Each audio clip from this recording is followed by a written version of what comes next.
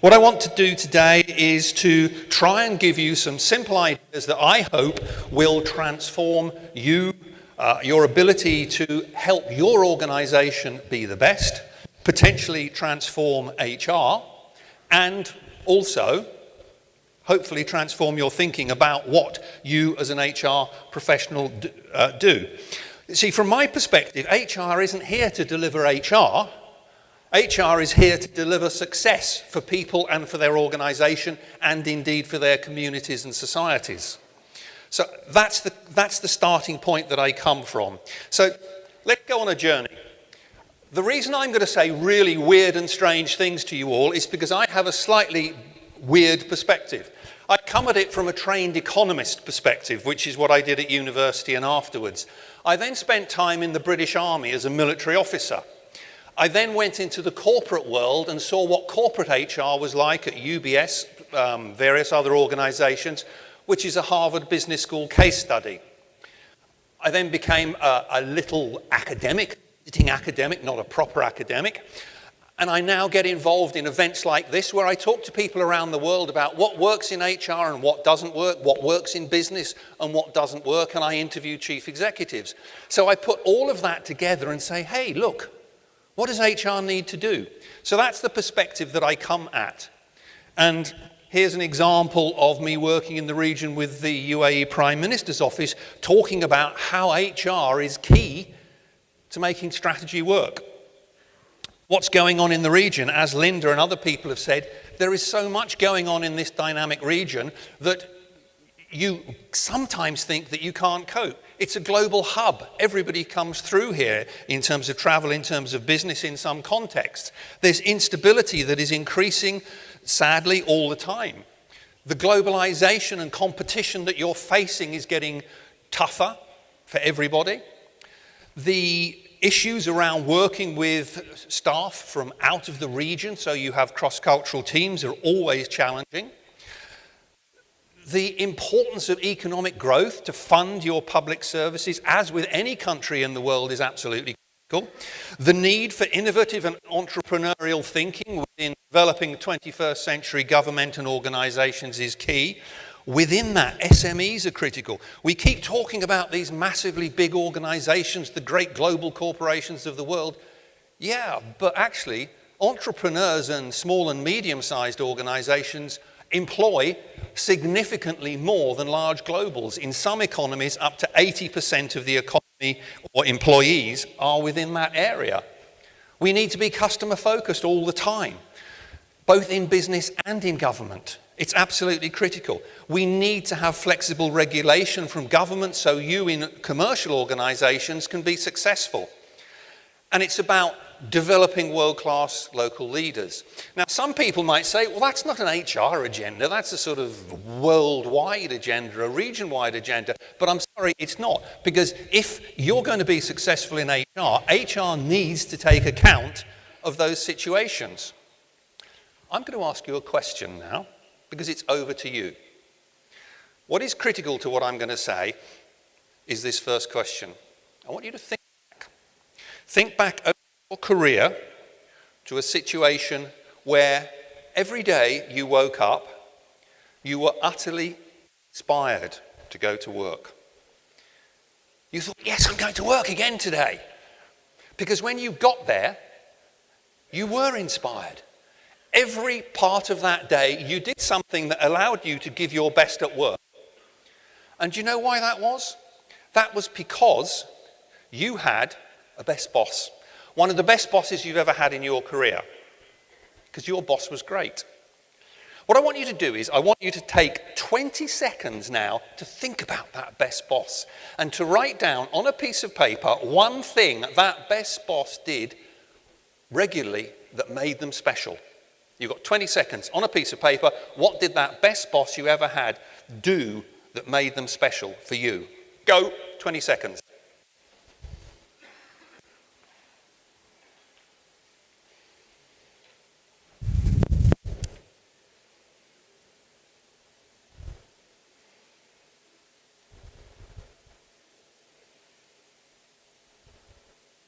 Okay.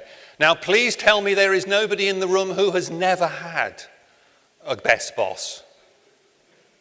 Good. I'm always worried that someone's going to go, me. But what's the reality we're going to return to this, what's the reality of what's happening out there? Now, you know this because you see it all the time. But here are some figures to make you think. There are some challenges. 88% of people in one survey said, we have a lot more work to do than we had before. 55% even said, I'm terribly sorry, I actually have more work to do than the time you're giving me to do it in.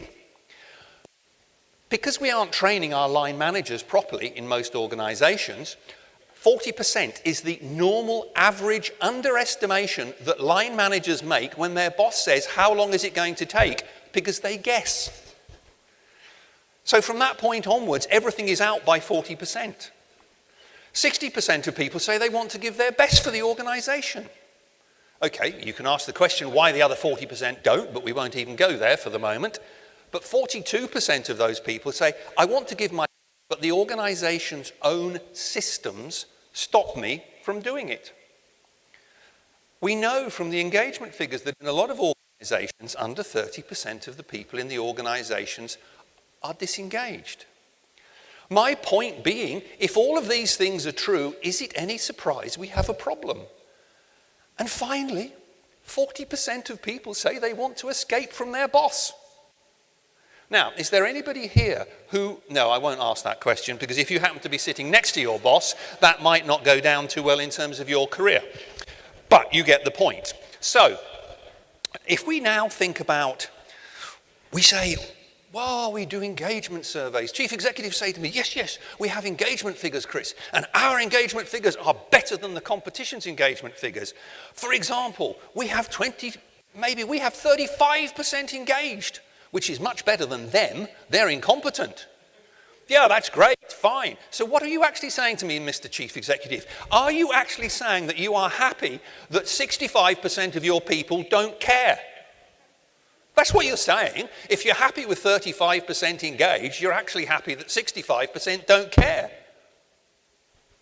Now, you then say, oh yes, but Chris, we'll ignore that. We'll ignore that 65%. Let's just look at these 35% or however who are engaged.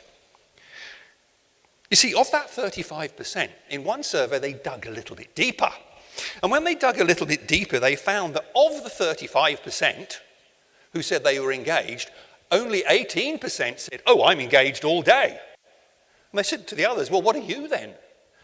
And what then happened was 59% said, I am engaged, but I'm only engaged once a week. And then 23% said, well, I am engaged, but I'm engaged less than once a week. Now, how engaged is less than once a week?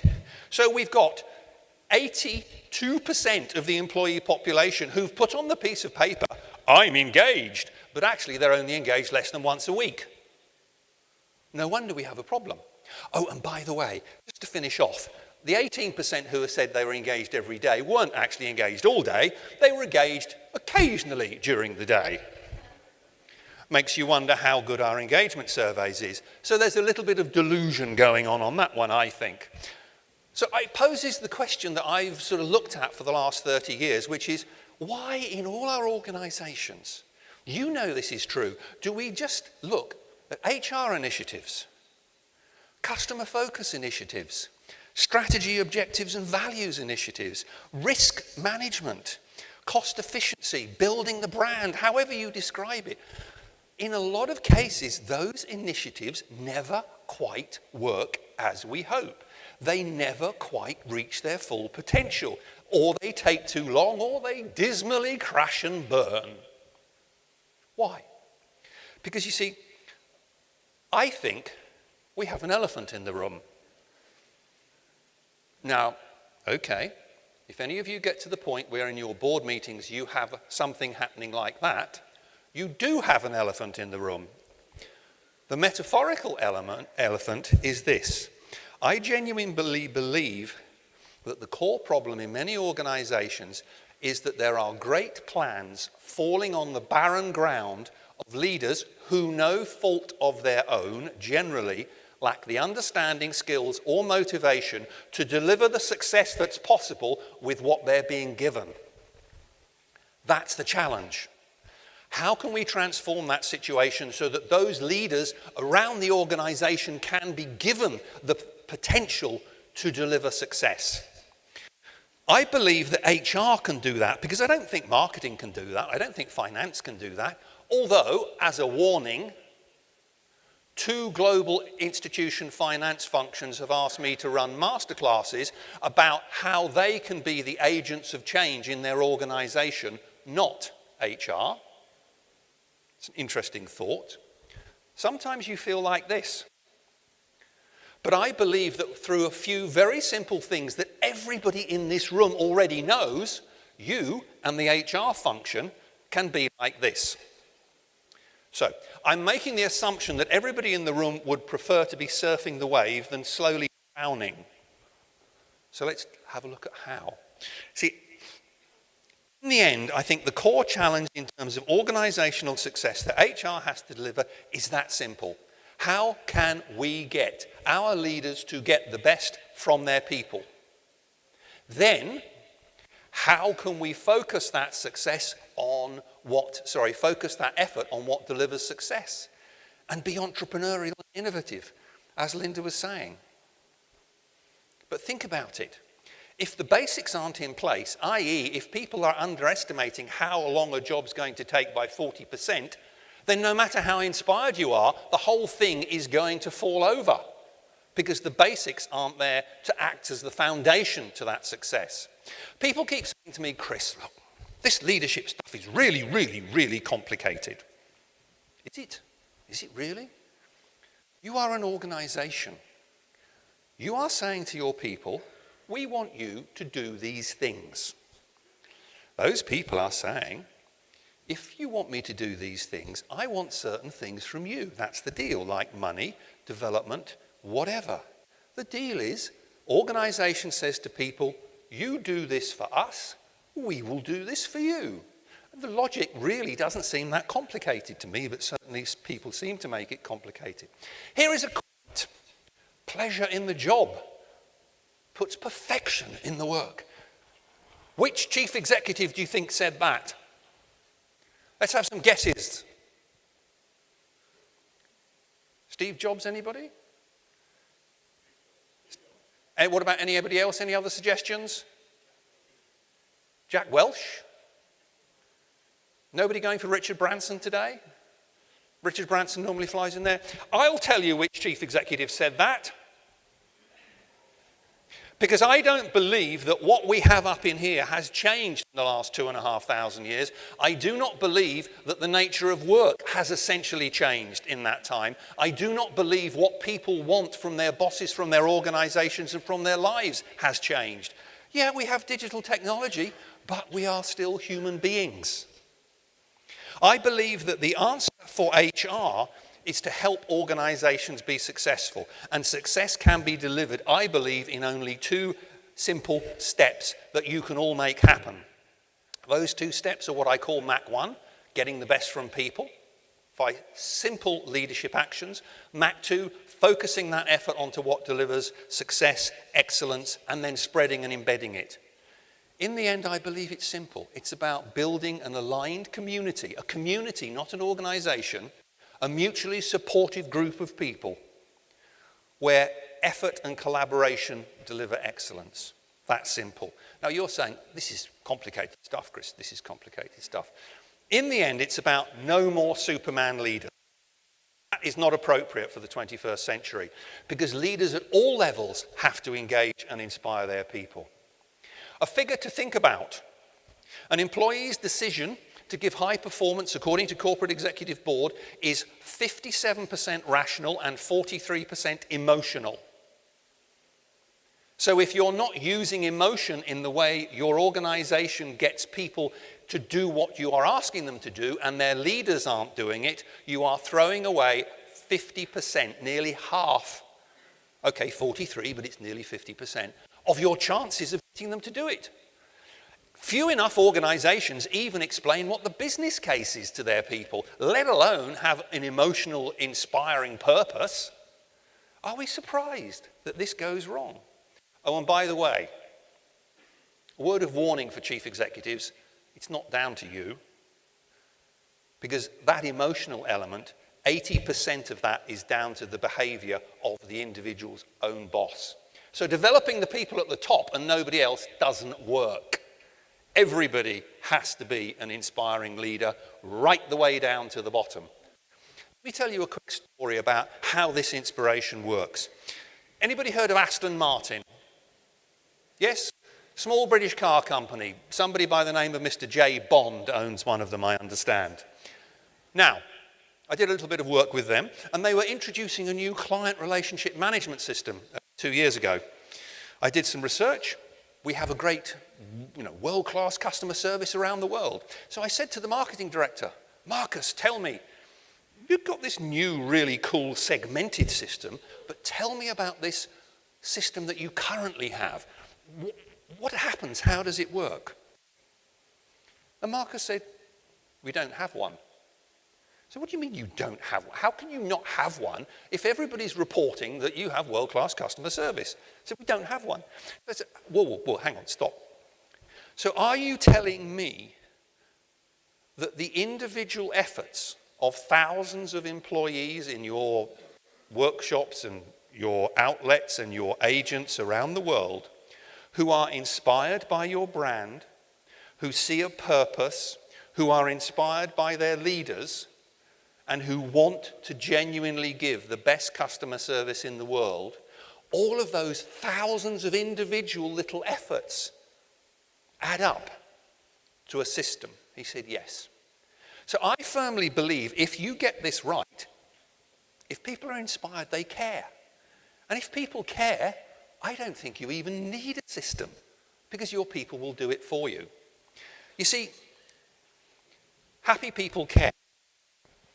Focusing on happiness is feasible and fully justified. Happiness can be measured. It can be developed, and its achievement linked to material objectives.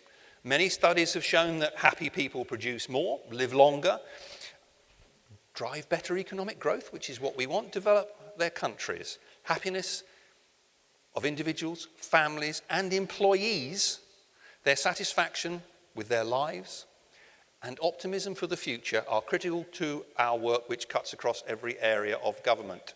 Anybody know who said that?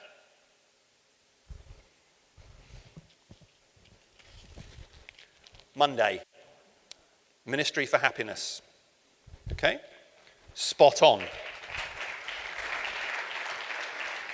People are going, what is the man doing? A ministry for happiness?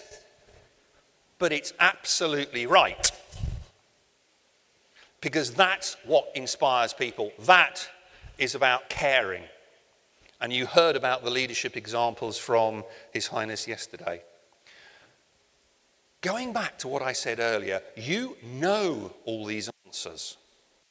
Because for 20 years, I have been asking people around the world, investment bankers in New York, lawyers in London, top CEOs of retail world in Rome, HR directors in Chennai, the executive committee of the Myanmar Red Cross in Rangoon, and the top 50 leaders of the Chinese space program in Beijing, the same question. I said, come on, tell me. What has made you be inspired? What's made you personally give super performance? And I've kept all those lists. And you know what? It's always the same list. Everywhere I go, every sector, every level in organizations, every culture, it is always the same list of things people tell me made them give super performance. And it's the same list that makes everybody give super performance. And there it is. Look, really complicated things. My boss let me get on and didn't interfere. My boss acted with integrity. My boss showed they cared about me. My boss told me what was going on. This is really complicated stuff. I mean, you'd have to go to Harvard to learn how to explain to people what was going on. Sorry, I mustn't say that. People in Harvard will get upset. But I make the point. These are the things. What is interesting also is that if you look at those things, they're color-coded. Why are they color-coded? Because the things that are black are the things that relate just to the task. The things that are blue relate to the emotional relationship between the boss and the person. And the things that are green are a bit of both.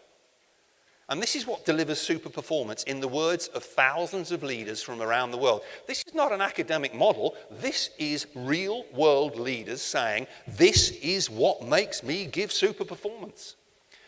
Blue. Look at that, 70%.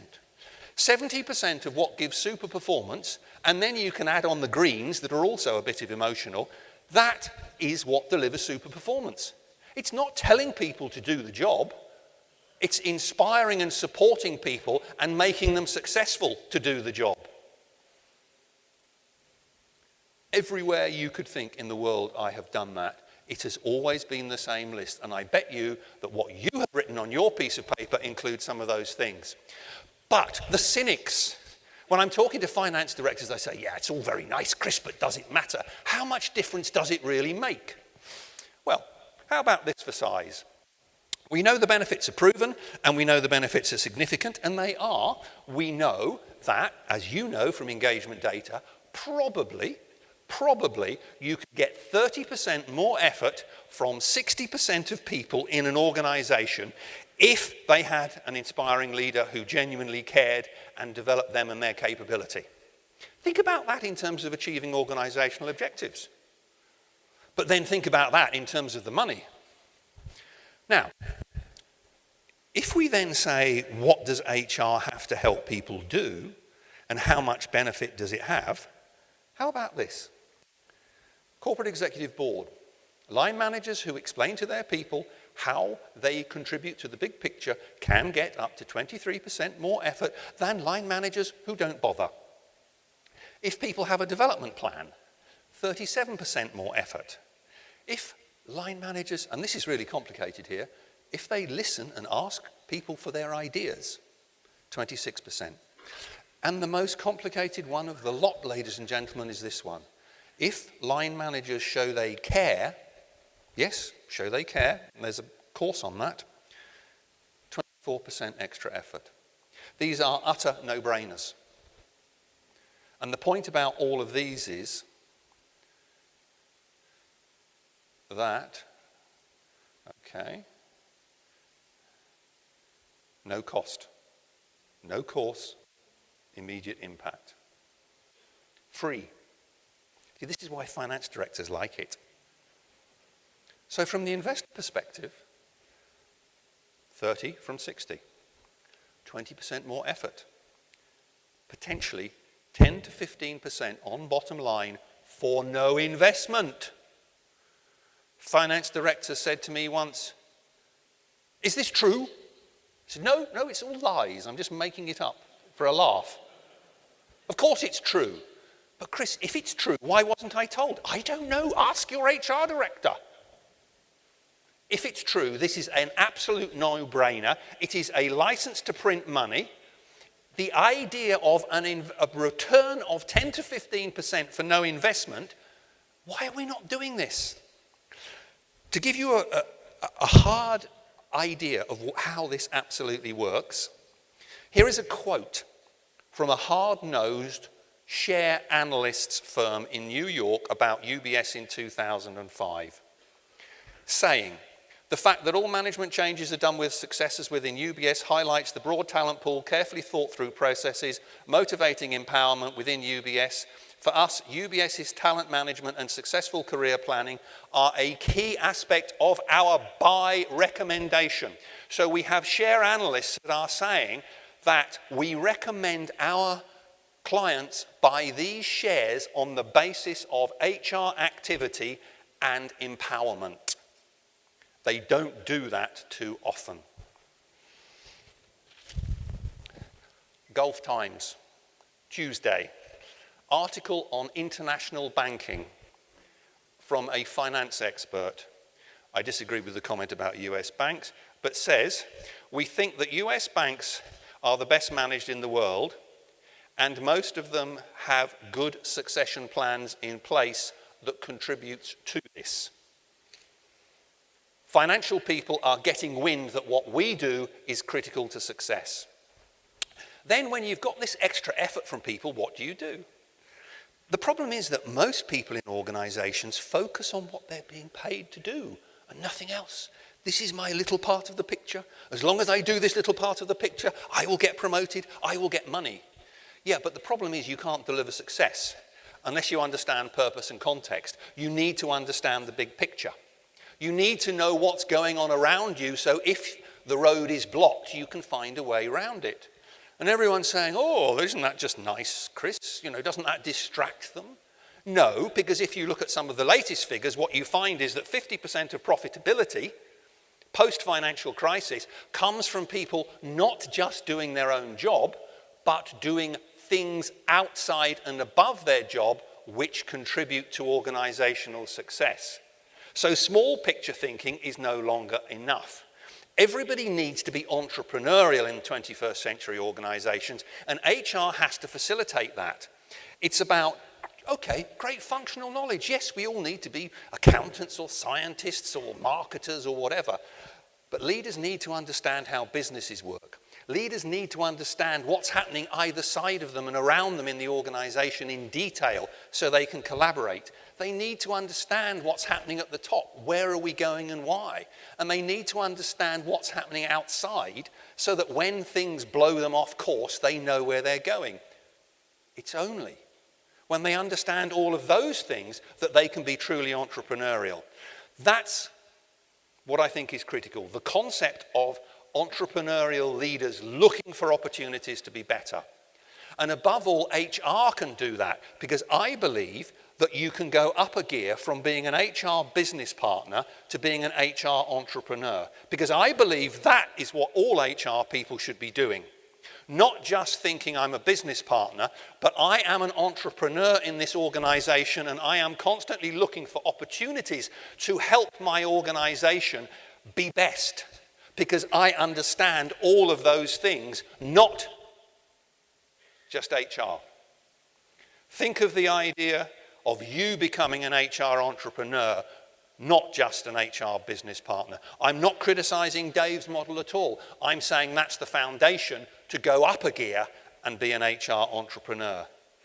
Why is that important? Because we found at UBS, when you can get leaders to think like entrepreneurs, massive performance increases come. So what do entrepreneurs do? Hands up, has anyone in this room been an entrepreneur? A few, good, so some of you understand. These are the things that entrepreneurs have to do on a day-to-day basis, otherwise they are gone within months. They have to get this right, taking personal responsibility for everything that happens, inspiring people by a belief in the purpose of what you're doing, totally focusing on the end customer, irrespective of where you are in that organization. Doesn't matter. Focus on the customer.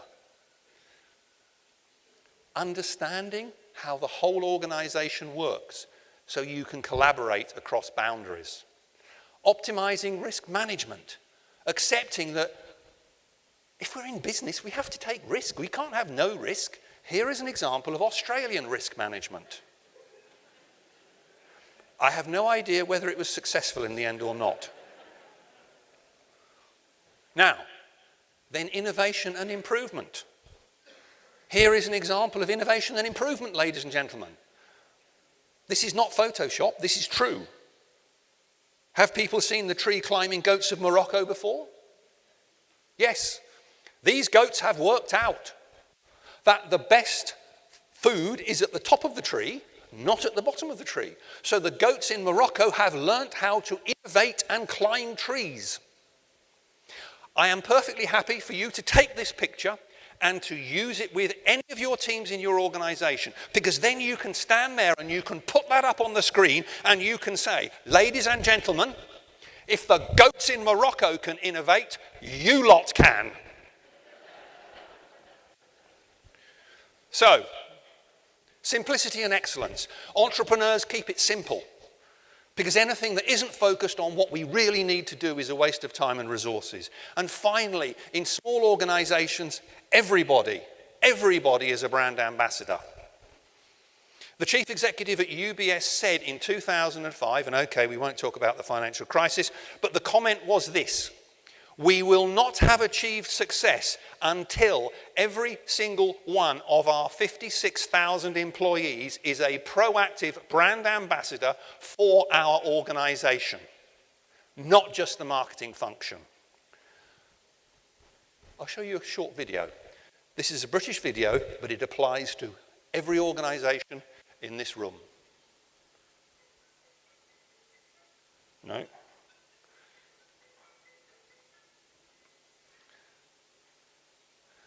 Can we play the video?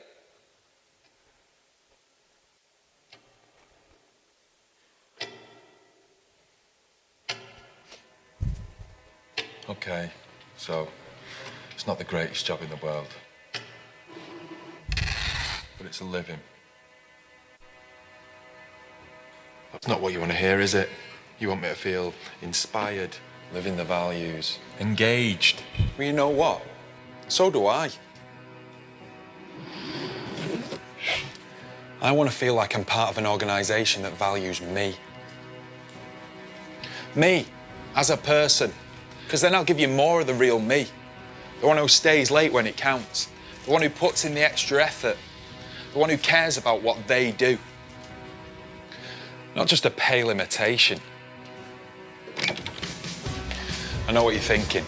He's not talking about my business. We do loads to keep our people engaged. But do you? Really? Or is it just lip service? There are 30 million employees in the UK, but only 1 in 3 are engaged. That's a hell of a lot who aren't. Look around you. All sorts of people with more to give. Give your employees a voice and listen to what they say. Let us know why we're here. I am not a human resource. I'm a human being. And whatever you do, make sure it's real. We can tell the difference. Engagement isn't something extra. It's what you do and the way you do it. It's how you survive and how you grow. The rest of the world isn't going to wait around for us to get it. And does this feed into the bottom line? Well, what do you think? So create a place where people want to shine. Wherever they are, whatever they do. That's good for us, good for our employers, and good for the country. The transformation I think you need is so utterly, utterly simple, ladies and gentlemen. It is this. Can you manage that? By getting your leaders to do simple things? Because I care is so powerful from my perspective. Because if your people care, it takes care of high performance. If your people care, you don't need to worry about customer service or innovation because they'll do it for you. If they care, change and improvement and cost efficiency. They're looking for opportunities to help you. And they'll even manage risk for you. In the final analysis, this is not anything that's mystical. It's common sense. The question is, why should your people care about you or your organization if you haven't shown you care about them? It's that simple. In the end, it's about HR, I believe, putting in place the basics before we do the complicated stuff that adds value to those basics. Because if we try and do the complicated stuff without the basics, we're putting our great ideas, our talent management, our leadership onto barren ground where those leaders can't deliver the potential. In the end, we need leaders that are effective. They can do the job. We need leaders who are ethical. They do it in the right way. We need leaders who engage and inspire, and we need leaders who are entrepreneurial. Our organizations therefore need to have an HR function that can champion the purpose, the compelling vision, can champion a perspective, so a wider view of how we contribute to the greater good inside and outside exists. We have a partnership where we work on we more than me as the principle to serve our customers. We know what's important through priorities, and we strive for excellence in our performance. If HR focuses on those P's, then it should work.